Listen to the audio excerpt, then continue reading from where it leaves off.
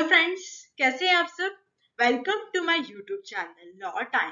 This is Harsha Mahajan and today we are going to discuss about the protection of women from domestic violence act 2005।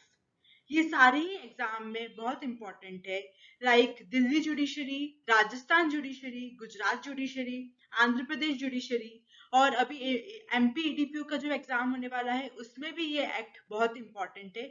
ये एक minor act है, इसे हम पढ़ेंगे, पूरा एग्जाम पॉइंट ऑफ व्यू से हम इसे स्टडी करेंगे और ये बहुत इंपॉर्टेंट है। So let's get started. Domestic violence act start करने से पहले हम कुछ लॉज देख लेते हैं जो कि रिलेटिंग टू वुमेन है। अगर हम प्री कॉन्स्टिट्यूशनल एरिया की बात करें, मतलब संविधान आने के पहले की बात करें, तो हमारे पास Sati prohibition act, widow remarriage act और वोटिंग राइट्स की बात की थी।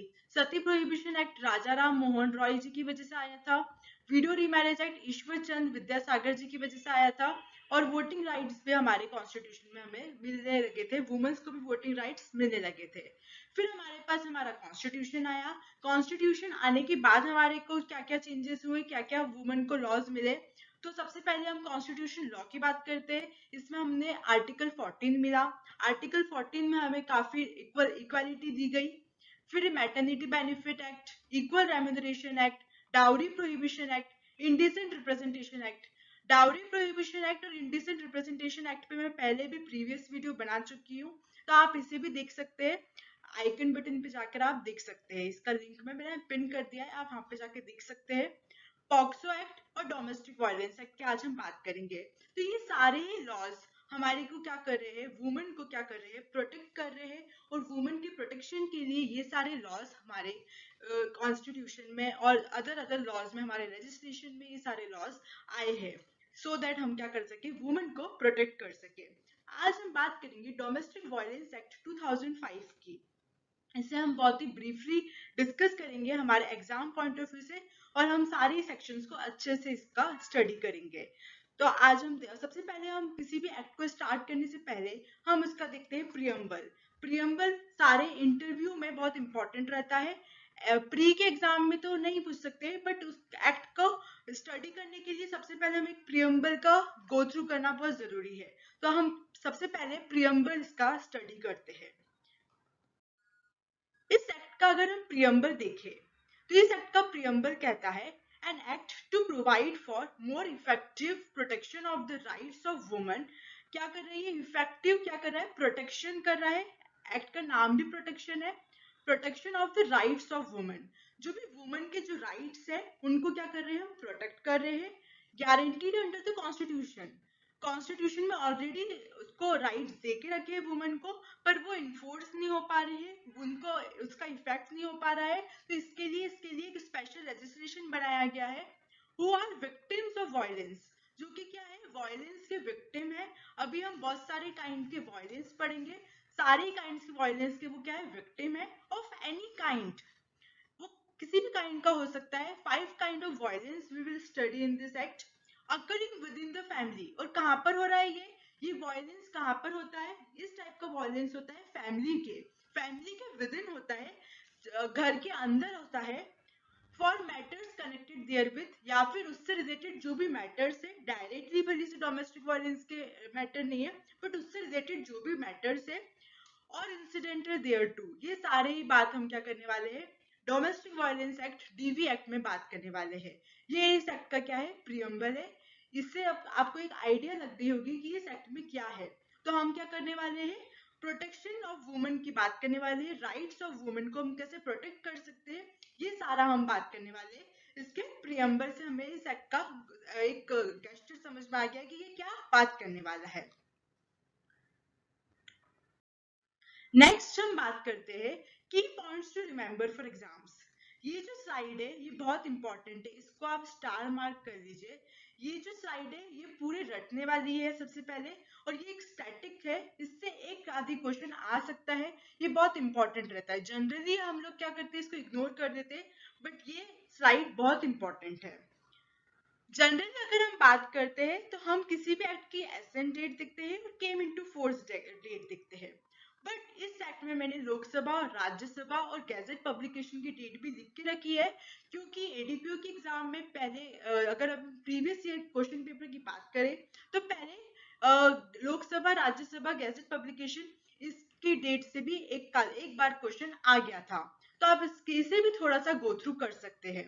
लोकसभा की डेट है 24 अगस्त 2005, राज्यसभा की डेट है 29 अगस्त 2005 और गैजेट पब्लिक फिर ये इम्पोर्टेंट है, ऐसे इनकम मिली थी इसे 13 सितंबर 2005। इनमें तो 4-5 दिन का ही डिफरेंस है। 13 सितंबर को प्रेसिडेंट की एसेंट मिली थी। गैजेट पब्लिकेशन हुआ था 17 अक्टूबर 2006 को और केम इनटू फोर्स हुआ था 26 अक्टूबर 2006।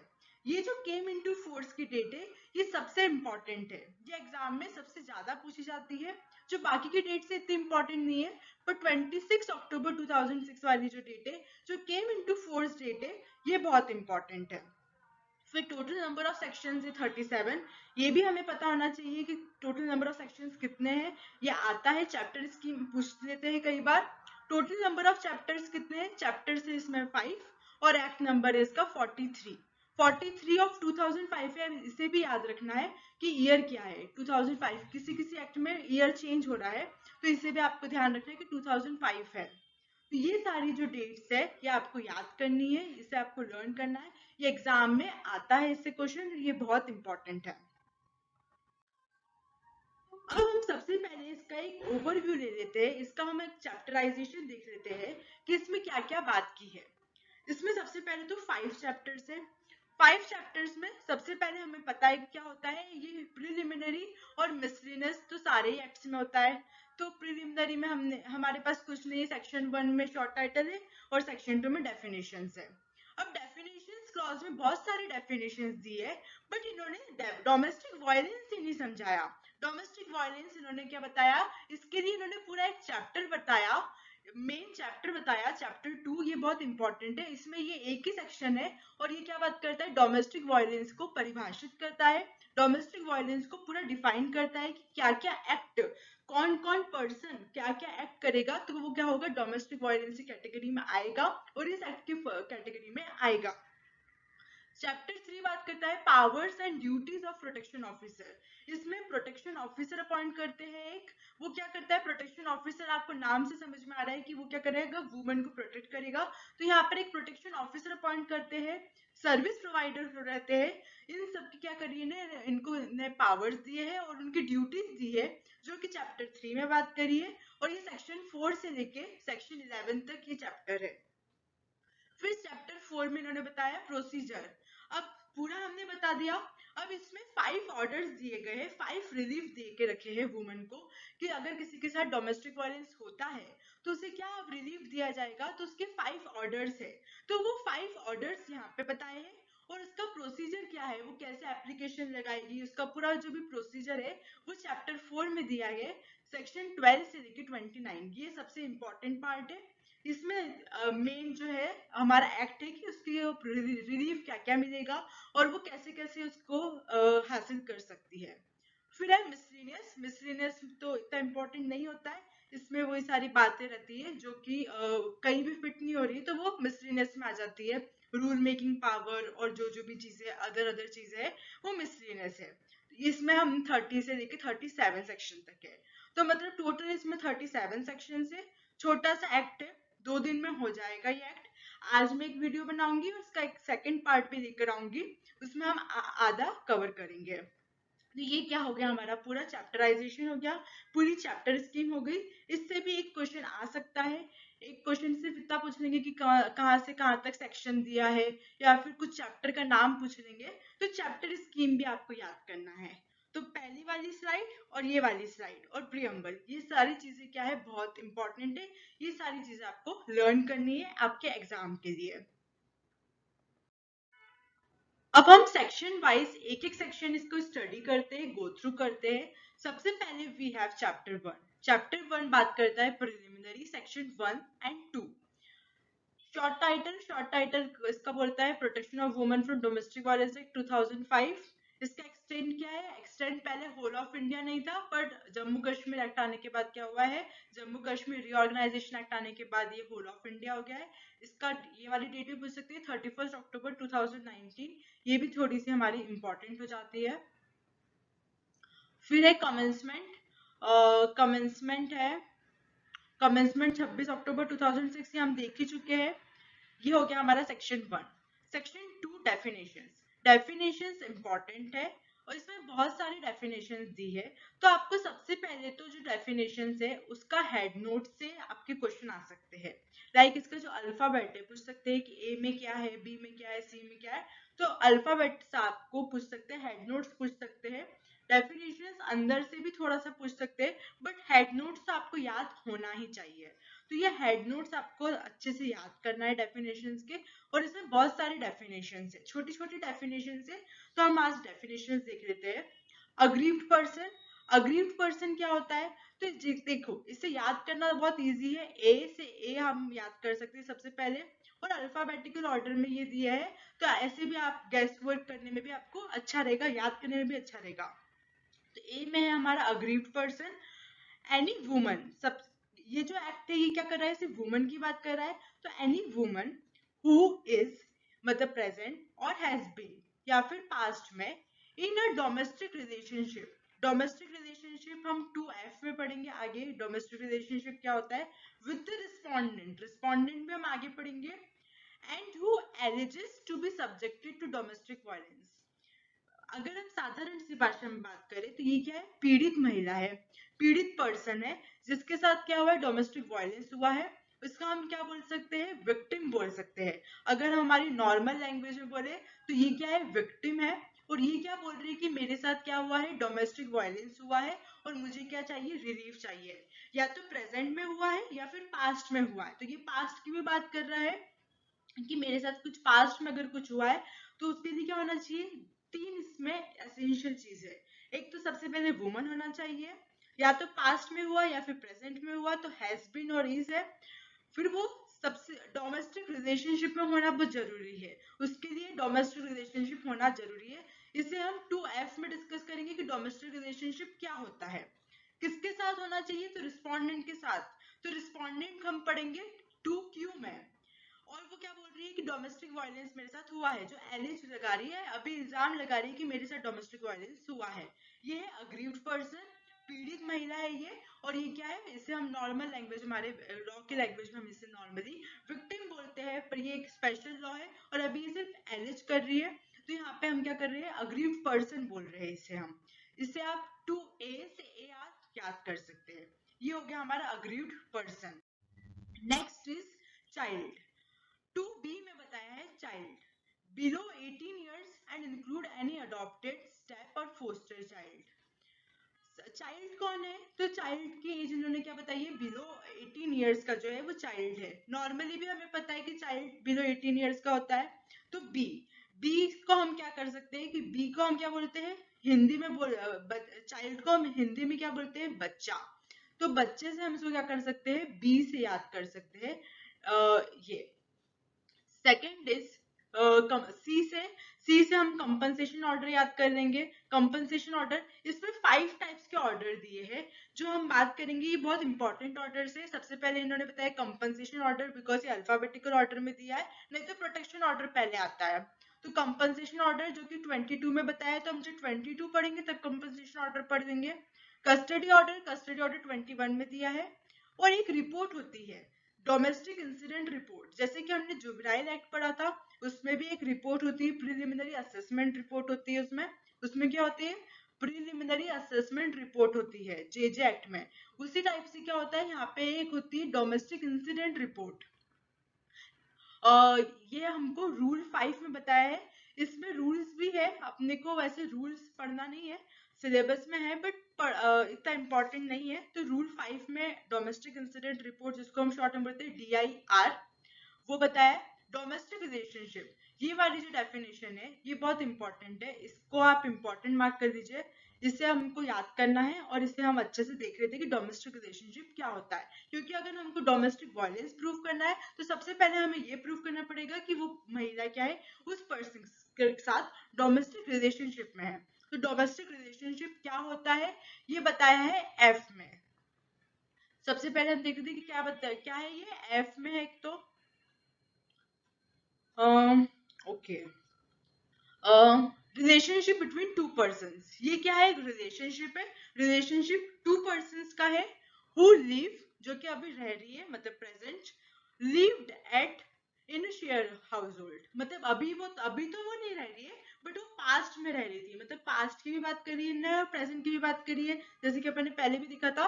तो हु लिव और लिव्ड एट इन शेयर्ड हाउस होल्ड, और वो कहाँ पे रह रही है, शेयर्ड हाउस होल्ड में। अब इन्होंने यहाँ पे एक नया वर्ड दे दिया है, shared house hold. Shared house hold को हिंदी में बोलते हैं साझी गृहस्थी। ये हमारे हम 2S में देखेंगे, इसके 2S में डेफिनेशन है कि वो शेयर्ड हाउस होल्ड में रहना जरूरी है when they are related by. और वो कैसे कैसे रिलेटेड है, तो इन्होंने ये सारी चीजें दी, 4 चीजें दी है। They are related by consanguinity. Consanguinity को अगर हम बोले तो ये होता है ब्लड रिलेशन, जैसे कि भाई बहन, या फिर जो भी हमारे जैसे माता पिता या भाई बहन जिससे हमारा ब्लड रिलेशन होता है, उसे हम लॉ की लैंग्वेज में बोलते हैं कॉन्सेग्निटी। मैरिज, अगर वो शादी की वजह से साथ में रह रहे हैं तो। Relationship in the nature of marriage, या यहाँ पे क्या है, ये relationship in the nature of marriage means live in relationship. Live in relationship भी में भी क्या है, डोमेस्टिक वायलेंस आ सकता है। अडॉप्शन और जॉइंट फैमिली, तो ये सारे अगर रिलेशन से वो महिला रह रही है, मतलब ये सारे रिलेशंस क्यों बताए हैं, तो ये क्या है, डोमेस्टिक रिलेशनशिप क्रिएट कर रहा है। मतलब कि अगर हम डोमेस्टिक वायलेंस की बात करते हैं तो एक तो हो गया हस्बैंड, एक हो गई वुमन। तो वुमन क्या है, ये हमारी विक्टिम है, इसके साथ क्या हो रहा है, डोमेस्टिक वायलेंस हो रहा है। तो जरूरी नहीं है कि उसका जो डोमेस्टिक वायलेंस है सिर्फ हस्बैंड ही करे, उसका देवर भी कर सकता है, उसकी ननद भी कर सकती है, और जो जो भी इन सारे रिलेशंस में आ रहे हैं वो सब क्या कर सकते हैं, उसके साथ डोमेस्टिक वायलेंस कर सकते हैं। तो इसलिए बताया, तो ये सारे रिलेशन, देवर, ननद, और जो ये जो रिलेशन है अडॉप्शन की वजह से, अगर कोई अडॉप्टेड बच्चा है तो वो भी कर सकता है। बच्चा भी वुमन के अगेंस्ट डोमेस्टिक वायलेंस कर सकता है।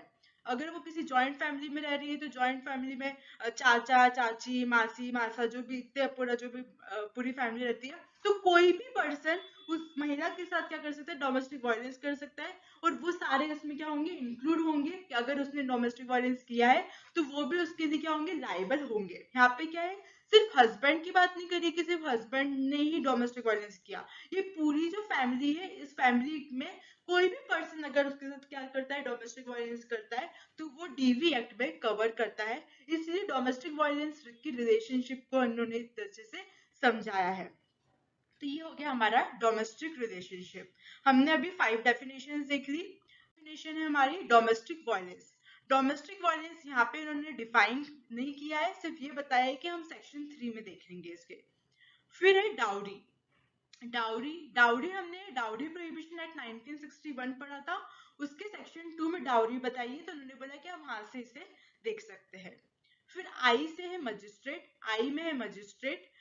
मजिस्ट्रेट मतलब जो कि जेएमएफसी है या फिर एमएम है, जो कि सीआरपीसी के सेक्शन 11 में जैसे अपॉइंट हो रहा है, तो वही क्या हो जाएगा, यहाँ पे मजिस्ट्रेट होगा, जो कि क्या है, कहाँ कहाँ पे अब मजिस्ट्रेट कहाँ कहाँ पे अग्रीव्ड पर्सन फाइल कर सकता है, तो वेयर अग्रीव्ड पर्सन, जहाँ पे अग्रीव्ड पर्सन रहता है, अगर उसके जुरिस्डिक्शन में आ रहा है तो वो, या फिर रिस्पोंडेंट रिसाइड करता है, या तो टेम्पररीली रह रहा है या फिर परमानेंटली, या फिर वो क्या हुआ है जहाँ पे डोमेस्टिक वायलेंस हुआ है।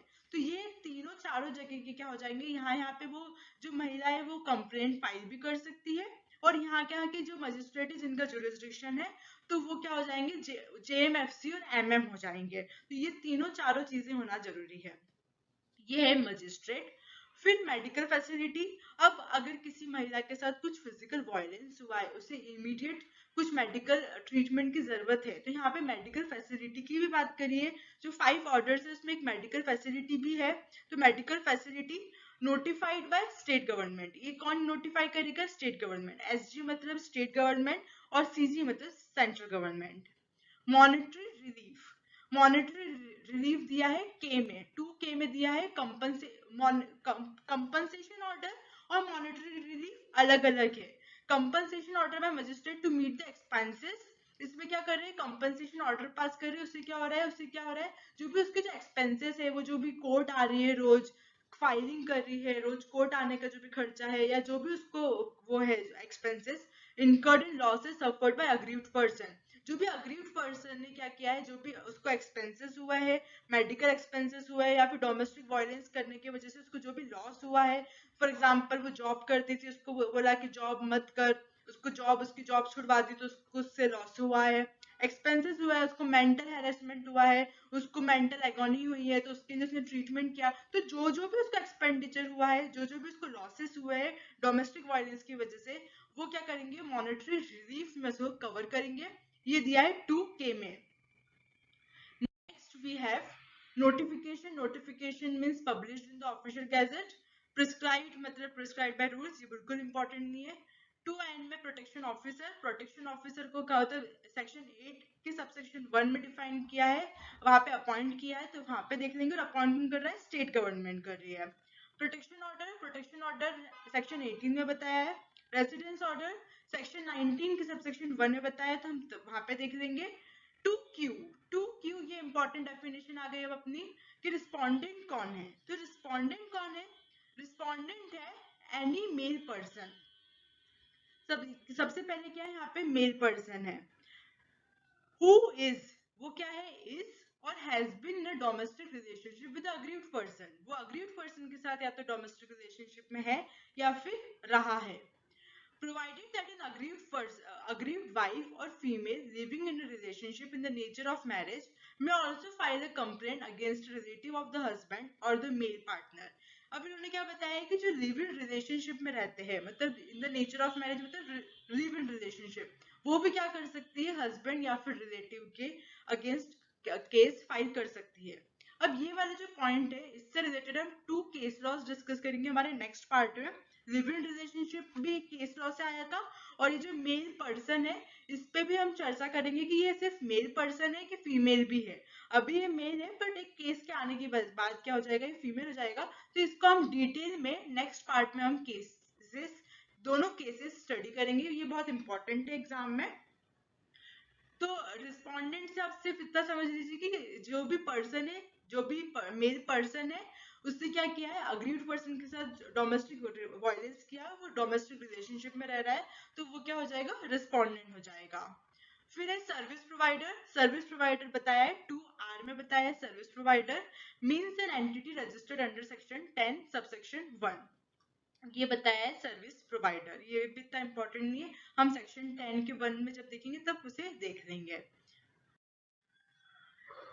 अब सबसे इंपॉर्टेंट डेफिनेशन है जो हमने देखा था, शेयर्ड हाउसहोल्ड। शेयर्ड हाउसहोल्ड की बहुत ही बड़ी सी डेफिनेशन दी है, और तो इतना इंपॉर्टेंट नहीं है इतना पूरा पढ़ने का, बट अपन इसको ब्रीफली देख लेते हैं। शेयर्ड हाउसहोल्ड, एक तो ये एस से एस अपने को अच्छे से याद हो जाएगा, एस से एस से ये मीन्स अ हाउसहोल्ड, ये क्या होना चाहिए, एक ऐसा घर होना चाहिए where the person aggrieved lives or at any stage has lived in a domestic relationship either singly or along with the respondent, या तो वो अकेले रह रही है या फिर वो jointly respondent के साथ रह रही है, and includes such a household whether owned or tenanted, मतलब वो या तो वो खुद का घर हो या तो वो किराए से घर हो, या तो वो अकेले रह रही इधर jointly by the aggrieved person and the respondent, या तो वो पति पत्नी ने, मतलब ये अग्रीव्ड पर्सन और जो रिस्पोंडेंट है उन्होंने जॉइंटली परचेस किया हो या फिर इधर परचेस किया हो, उससे फर्क नहीं पड़ता है।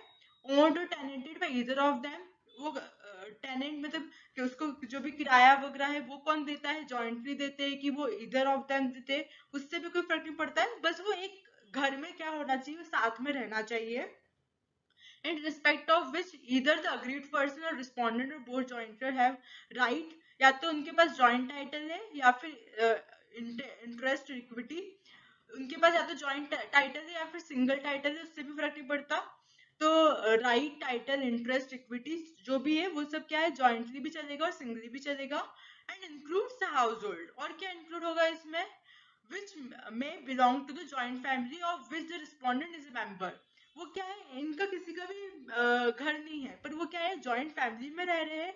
तो जॉइंट फैमिली के वो है क्या है, फैमिली मेंबर है, और वो क्या है, एक उसका मेंबर है, irrespective of whether the respondent or the aggrieved person has any right। अब जरूरी नहीं है कि जॉइंट फैमिली में क्या हो, उसका जो नेक्स्ट जनरेशन है वो वही हो, कि उन्हें ही वो घर मिलने वाला है नेक्स्ट, वो जरूरी नहीं है, वो सिर्फ एक फैमिली मेंबर है तो वो भी चलेगा। तो ये इन्होंने बहुत ही घुमा घुमा के डेफिनेशन दी है। इन शॉर्ट ये क्या बोल रहे हैं कि वो एक किसी घर में रहना चाहिए जिसमें वो साथ में रहते हैं, और वो जो घर है वो किसी का भी हो सकता है, बट वो एक साथ में रहना उनका जरूरी है, और एक घर प्रॉपर होना चाहिए। पूरा घुमा घुमा के इन्होंने एक जलेबी बनाई है, पर कहने का इनका सिर्फ इतना सा आशय है कि घर होना चाहिए, और वो कोई भी, किसी ने भी उसे खरीदा हो उससे फर्क नहीं पड़ता, और उसका टाइटल हो कि नहीं हो, इधर सिंगल भी हो जॉइंट भी हो, सिर्फ ये बस। तो इसका आप जस्ट सिर्फ इतना से याद कर लीजिए। फिर टी से है हमारा शेल्टर होम। शेल्टर होम क्या होता है, शेल्टर होम क्या होता है, जो अग्रीड वुमन है उसे क्या कहते हैं, घर से निकाल दिया या फिर उसके साथ फिजिकल वायलेंस किया, कुछ सेक्सुअल वायलेंस किया, अब उसको जल्दी से क्या है, शेल्टर होम की जरूरत है, उसके पास कुछ भी रहने की जगह नहीं है। तो क्या करती है गवर्नमेंट, जो है स्टेट गवर्नमेंट, वो क्या करती है, उसे शेल्टर होम प्रोवाइड करती है। ये हम इसमें आगे स्टडी करेंगे। ये हमारी सारी क्या होगी, डेफिनेशंस होगी। आज हमने क्या पढ़ा, सारी डेफिनेशंस पढ़ी। सेक्शन 2 में जो जो भी डेफिनेशन थी, ये बहुत इंपॉर्टेंट डेफिनेशंस थी, सारी हमने डेफिनेशंस कवर कर ली है। ये हमारा चैप्टर 1 कंप्लीट हो गया। चैप्टर 1 कंप्लीट हो गया। अब हम चैप्टर 2 हम देख लेते हैं। चैप्टर 2 क्या बोलता है, चैप्टर 2 डोमेस्टिक वायलेंस की बात करता है। Chapter domestic violence section 3। अब इन्होंने पूरा बता दिया, इतनी सारी डेफिनेशंस बताई, बट डोमेस्टिक वायलेंस की डेफिनेशन नहीं बताई। तो हम डोमेस्टिक वायलेंस की डेफिनेशन भी देख लेते हैं कि डोमेस्टिक वायलेंस की डेफिनेशन क्या है। सेक्शन 3 डोमेस्टिक वायलेंस की डेफिनेशन है, for the purposes of this act an act, omission और कमीशन। क्या क्या हो सकता है, एक्ट, किसी एक्ट की वजह से भी आप कर सकते हैं। एक्ट इंक्लूड्स ओमिशन, आईपीसी बोलता है। तो ओमिशन, या तो आप कुछ ओमिट कर रहे हैं, फॉर एग्जाम्पल किसी महिला है, उसे आप खाना प्रोवाइड नहीं कर रहे हैं, उसको आप बेसिक नेसेसिटी प्रोवाइड नहीं कर रहे हैं, उसे जो भी फूड शेल्टर होम की जरूरत है आप उसे बिल्कुल भी वो नहीं कर रहे, आप उसे पॉकेट मनी नहीं कर रहे। तो यहाँ पे क्या कर रहा है, ओमिशन हो रहा है। तो किसी भी टाइप का ओमिशन कर रहे हैं, या फिर कुछ कमीशन कर रहे हैं, या फिर कंडक्ट ऑफ द रिस्पोंडेंट। तो चार चीजों से डोमेस्टिक वायलेंस हो सकता है, किसी एक्ट की वजह से, किसी एक्ट की वजह से, किसी ओमिशन की वजह से, किसी कमीशन की वजह से, कुछ कमिट कर रहे हैं या फिर कुछ कंडक्ट कर रहे हैं। फॉर एग्जाम्पल कमीशन में हम ला सकते हैं कि वो क्या करा है, वो एक अपनी गर्लफ्रेंड को घर पे लेकर आ गया है, वो रोज क्या कर रहा है, अपनी गर्लफ्रेंड के साथ बात कर रहा है और बढ़िया मजे कर रहा है। तो ये भी क्या कर रहा है, वो कुछ ऐसा काम कर रहा है, उससे क्या हो रहा है कि उसको मेंटल हैरेसमेंट हो रहा है। तो ये एक्ट, ओमिशन और कंडक्ट, ये सारे, कंडक्ट उसका, वो बिल्कुल कभी भी घर नहीं आ रहा है, और उसका मतलब कुछ अलग ही अपनी दुनिया में रह रहा है, मतलब वो, उसकी शादी तो हो गई बट वो बिल्कुल सिंगल लाइफ जैसे कर रहा है, उसको प्रॉपर ट्रीटमेंट नहीं कर रहा है। तो उससे जो कंडक्ट है उससे भी क्या कर सकता है रिस्पोंडेंट, उसको कैसा डोमेस्टिक वायलेंस कर सकता है। अब इन्होंने बहुत सारी चीजें बताई है कैसे कैसे डोमेस्टिक वायलेंस हो सकता है। अब वो क्या कर रहा है, हार्म्स, इंजर्स और endanger the health, safety, life, limb और वेलबींग। यहाँ पे वो क्या कर रहा है, उस पर्सन को हार्म पहुंचाने की कोशिश कर रहा है, इंजुरी पहुंचा रहा है, उसकी जो हेल्थ है, सेफ्टी है, उस सब का क्या है, वो बहुत खतरे में आ चुकी है। और वो उस पर्सन के साथ क्या कर रहा है, फिजिकल अब्यूज कर रहा है, सेक्सुअल अब्यूज कर रहा है, वर्बल एंड इमोशनल अब्यूज कर रहा है, इकोनॉमिक अब्यूज कर रहा है, उसके साथ पैसे वगैरह नहीं दे रहा है, जो भी वो जॉब करके पैसे कमाती है तो वो भी उससे छीन ले रहा है। तो कितने टाइप के अब्यूज है, ये इंपॉर्टेंट क्वेश्चन है, ये एग्जाम में आया हुआ क्वेश्चन है। Physical abuse 1 2 3 4 5, 5 kind of abuses has been discussed in this act. तो आपसे क्वेश्चन पूछ सकते हैं कितने काइंड के अब्यूज की बात करिए, 5 काइंड के अब्यूज की बात करिए। अब एक क्वेश्चन आया था कि इसमें मेंटल अब्यूज है कि नहीं है। तो अगर आप इसके बैरेट की लैंग्वेज अगर अपन देखते हैं तो मेंटल अब्यूज की बात नहीं करी है। तो इसलिए अगर क्वेश्चन ऐसा आता है कि कौन कौन से अब्यूज है, तो इसमें मेंटल अब्यूज वर्ड नहीं है। बाकी 5 काइंड के अब्यूज है, physical abuse, sexual abuse, verbal abuse, emotional abuse और इकोनॉमिक अब्यूज। ये हो गया हमारा, उसको हम अब्यूज कर रहे हैं। सेकंड है harasses, harms, injures, endangers other person with a view to coerce her, उससे हम क्या कर रहे हैं, धमका रहे हैं। अभी ये सब में क्या कर रहे हैं, हम एक्चुअली में वायलेंस कर रहे हैं, यहाँ पे अभी हम कुछ कर नहीं रहे हैं, अभी हम उसे सिर्फ धमकी दे रहे हैं कि मैं तुझे थप्पड़ मार दूंगा, मैं तेरे साथ ऐसा कर दूंगा, वैसा कर दूंगा, कोर्स कर रहे हैं। और any other person related to her to meet any unlawful demand, या फिर उसके साथ क्या कर रहे हैं, अनलॉफुल डिमांड कर रहे हैं, डाउरी के लिए बोल रहे हैं कि तू अपने घर से दहेज लेके नहीं आई, अपने घर से दहेज लेकर आओ, उसको डाउरी की डिमांड करे बार बार। और अदर प्रॉपर्टी और वैल्यूएबल सिक्योरिटी, उससे वैल्यूएबल सिक्योरिटी या फिर किसी प्रॉपर्टी की डिमांड कर रहे हैं, बार बार उससे अनलॉफुल डिमांड कर रहे हैं, और बोल रहे हैं कि अगर तू डाउरी लेके नहीं आएगी तो हम ऐसा कर देंगे, वैसा कर देंगे, उसको ऐसे धमकियां दे रहे हैं। Has the effect of threatening the aggrieved person, वो क्या कर रहा है, aggrieved person जो है उसको क्या कर रहा है, थ्रेट कर रहे हैं, उसको यहाँ पे भी क्या कर रहे हैं, धमकी दे रहे हैं, उसको डरा रहे हैं। by any conduct mentioned in clause A और B, ऊपर वाले जो केस है इसमें हम अब एक्चुअली में कुछ कर नहीं रहे, अभी हम क्या कर रहे हैं, सिर्फ धमकी दे रहे हैं कि ऐसा कर देंगे, वैसा कर देंगे, डाउरी के लिए उसको रोज धमकियां दे रहे हैं। तो अभी ये क्या कर रहे हैं, इसमें उसको धमकी दे रहे हैं, या फिर ए क्लॉज में या फिर बी क्लॉज में। अदरवाइज इंजर्स और कॉजेस हार्म्स वेदर फिजिकल और मेंटल, यहाँ पे इन्होंने फिजिकल और मेंटल की बात करी है, बट अब्यूज में बात की बात नहीं करी थी। तो या तो ये सारी चीजें करी है, या फिर अदरवाइज इंजर्स, इसके अलावा भी कुछ और चीज भी अगर होगी तो कुछ और चीज भी इसमें इंक्लूड हो सकती है। अदरवाइज इंजर्स और कॉजेस हार्म वेदर फिजिकल, या तो वो फिजिकल हो या मेंटल हो, टू द अग्रीव्ड पर्सन। तो अगर कोई पर्सन ये सारी चीजें करता है तो वो क्या होगा, डोमेस्टिक वायलेंस की कैटेगरी में आएगा। ये सेक्शन 3 है, ये वेरी इंपॉर्टेंट है, इससे 2-3 क्वेश्चन बन रहे हैं, इससे किसी भी टाइप का क्वेश्चन आ सकता है, एक क्वेश्चन तो आ सकता है, ये काइंड ऑफ अब्यूजेस पूछ सकते हैं, और किस किस टाइप से हुआ है, सारा चीजें क्या करके पूछ सकते हैं एग्जाम में। तो ये वेरी इंपॉर्टेंट सेक्शन है, सेक्शन 3। अब इन्होंने बताया है इसका एक्सप्लेनेशन। अब इतने से भी उनका मन नहीं भरा, तो उन्होंने उसको और अच्छे से डिस्क्राइब करने के लिए एक्सप्लेनेशंस अटैच करे हैं। एक्सप्लेनेशंस में ज्यादा डिटेल में नहीं जा रही हूँ, क्योंकि एक्सप्लेनेशन इतनी इंपॉर्टेंट नहीं है, जनरल बात करी उन्होंने कि physical abuse, sexual abuse, verbal abuse, emotional abuse क्या क्या होता है। तो इन्होंने बताया है कि फिजिकल अब्यूज हमें पता है कि आप क्या कर रहे हैं, किसी को पेन कर रहे हैं, हार्म पहुंचा रहे हैं, उसके danger to life, health, impair the health और development of the aggrieved person, मतलब उसके साथ क्या कर रहे हैं, किसी भी टाइप का असॉल्ट कर रहे हैं, क्रिमिनल इंटिमिडेशन कर रहे हैं, क्रिमिनल फोर्स, ये सारी चीजें भी क्या होती है, एग्जाम में आ सकती है, ये भी इंपॉर्टेंट चीज है, इससे एग्जाम में क्वेश्चन भी आया है। तो ये पूछ सकते हैं कि फिजिकल अब्यूज क्या होता है। तो फिजिकल अब्यूज से हमको नाम से समझ में आ रहा है कि उसके बाद फिजिकली अपन कुछ कर रहे हैं। सेक्सुअल अब्यूज में उसको हम क्या कर रहे हैं, ह्यूमिलेट कर रहे हैं, डिग्रेड कर रहे हैं, उसकी डिग्निटी ऑफ द वुमन को डिग्रेड कर रहे हैं। वर्बल एंड इमोशनल अब्यूज, इसमें भी हम क्या देख रहे हैं कि उसके साथ कुछ इंसल्ट, रिडिक्यूल, ह्यूमिलेशन और ऐसा कुछ कर रहे हैं जिससे उसे क्या बहुत बेकार फील हो रहा है, उसे अच्छा फील नहीं करा रहे हैं, उसे हम रोज टॉर्चर कर रहे हैं, कुछ मेंटली उसको हम कुछ टॉर्चर कर रहे हैं। तो उसको वर्बली रोज बोल रहे हैं कि तुम खाना अच्छा नहीं बनाती हो, खाना अच्छा नहीं बनाती हो, तुमको कुछ नहीं आता, घर वालों ने कुछ सिखा के नहीं भेजा, ऐसे ऐसे उससे क्या कर रहे हैं, उसके साथ इमोशनल अब्यूज कर रहे हैं, उसको बोल रहे हैं कि अगर उसको जैसे उसको बच्चे के लिए परेशान कर रहे हैं कि उसे बच्चा पैदा नहीं हो रहा है तो उसको बोल रहे हैं, या फिर उसको बोल रहे हैं कि उसको लड़कियां पैदा हो रही है तो उसको लड़कियों के लिए टॉर्चर कर रहे हैं, तो उसको क्या कर रहे हैं, इमोशनल काइंड का उसको बहुत ज्यादा अब्यूज कर रहे हैं। तो ये सारे क्या है, physical abuse, sexual abuse, verbal and emotional abuse. और एक और इकोनॉमिक अब्यूज भी इन्होंने डिफाइन किया है, वो भी बहुत बड़ी डेफिनेशन थी, तो मैंने उसे पीपीटी में ऐड नहीं किया है, वो आप देख लेना, पर ये थोड़ा सा इतना इंपॉर्टेंट नहीं, जनरल चीजें बताइए।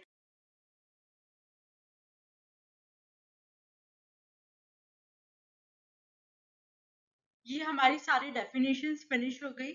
आज के पार्ट में हम इतना ही रखेंगे। हमने चैप्टर 1 प्रिलिमिनरी देख लिया पूरा, और चैप्टर 2 डोमेस्टिक वायलेंस क्या होता है वो हमने देख लिया। अब इसके चैप्टर 3 हम डिस्कस करेंगे नेक्स्ट पार्ट में। नेक्स्ट पार्ट में हम डिस्कस करेंगे कि इसकी पावर्स, ड्यूटीज, प्रोटेक्शन ऑफिसर क्या होता है, उसके प्रोसीजर क्या है, उससे रिलीफ क्या क्या दिया जाएगा, उसका प्रोसीजर, ये सारे डिस्कस हम करेंगे नेक्स्ट पार्ट में। आज के लिए इतना ही। ध्यान रखिए, खुशियां बांटते रहिए, फिर मिलेंगे नेक्स्ट वीडियो में। Bye bye.